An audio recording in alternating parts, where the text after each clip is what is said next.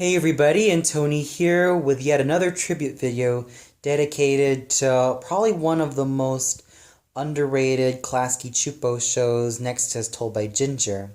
I'm of course referring to Aaahh! Real Monsters, which was very well known at the time during the mid to early 90s, and pretty much had a cult following even to this very day. Now, why I would say this show was really underrated and probably not as remembered or didn't even get the fame it deserved as compared to like the Rugrats or Wild Thornberrys is mostly because, well, when I look back at it, this show did run for only, well, 4 seasons, which was actually pretty okay at the time, and at least it managed to have a good beginning, middle, and end. And this was a show that really took its cues from the likes of Ren and Stimpy's gross out humor to some of the innuendo that Rocko's Modern Life uses, and, well, has even inspired Angry Beaver's sense of spunk. But lest I forget, this was also branded as a horror comedy. And this is what also made Aaahh! Real Monsters really stand out at the time because, well, when you think about it, there were not that many shows starring monsters that were pretty much the main focus of the show. A lot of times, monsters were usually seen in these antagonistic roles, and they were usually seen as adversaries for a lot of the main heroes, and even forces to be reckoned with, such as the likes of Godzilla and King Kong, and many, many other movie monsters at the time, and even the Thing from Outer Space, and all those type of different movie monsters. Yes, those were basically forces of nature and adversaries, but rarely do we have any type of media that really does show how monsters or how beasts live their day-to-day lives. And with Aaahh! Real Monsters, I managed to get that and have that sense of just how fun the show can be, despite it being the horror comedy that it presents itself to be. And that's what really makes Aaahh! Real Monsters a very charming show to look back on because, well, the characters are what really make the show and really bring the show to such really fun and very interesting heights. I mean, you have Ickis's constant nervosity and bubbly and overenthusiastic nature, Crumb's disgusting yet charming and cuddly personality, and Oblina's, well, genius and trying to prove herself to be the best personality that really mesh well. And you even have the Grumble really stealing the show with his constant yelling and his constant mood swings. I mean, it's quite interesting that what makes the Grumble quite a character on his own is that when you hear him speak, he usually has this faux British accent, but when he yells, he goes full on American accent, and I thought it was just a rather funny, funny thing that the Grumble really has as a character.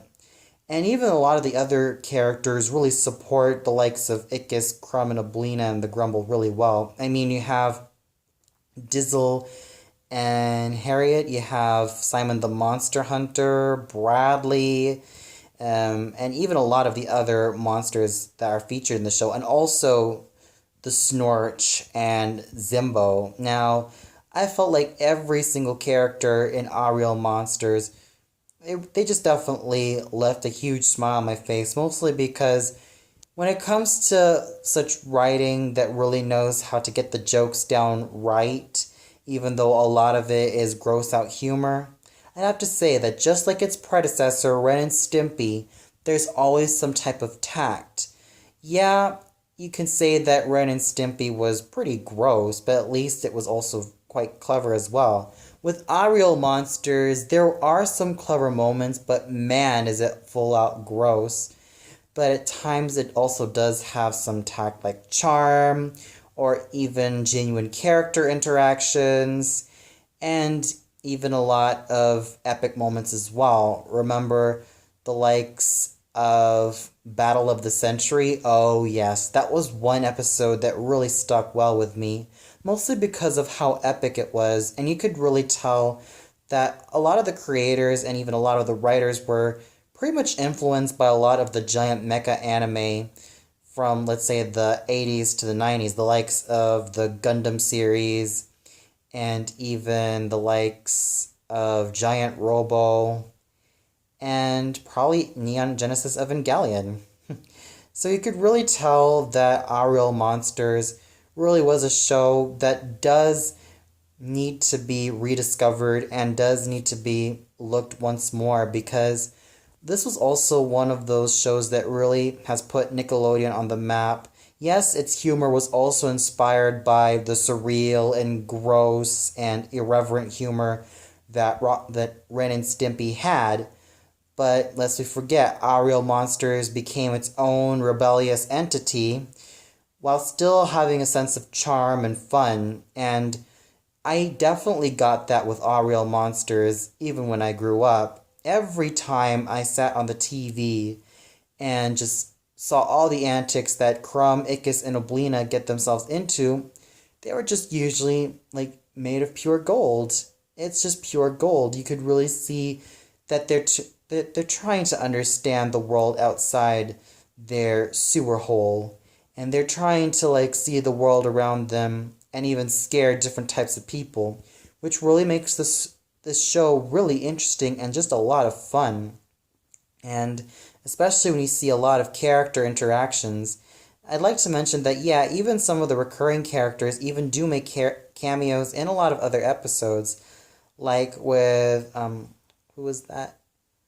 Ah, yeah, one of Oblina's rivals, yeah, Smeralda, who appeared in The Substitute, and even a lot of other characters as well. I mean, you could really see that this show definitely has a great sense of color, and not to mention its animation style, while a lot more jagged than its predecessor, the Rugrats, really does like enhance the show in terms of its dark and very, very weird yet funny nature, which really made Aaahh! Monsters very much something that a lot of people ate up in the 90s, mostly because, well, there was also Are You Afraid of the Dark, which was mostly a full-on thriller and horror show, but with Aaahh! Monsters, this also lightened the show up with comedy, which really meshed and even balanced the show really well.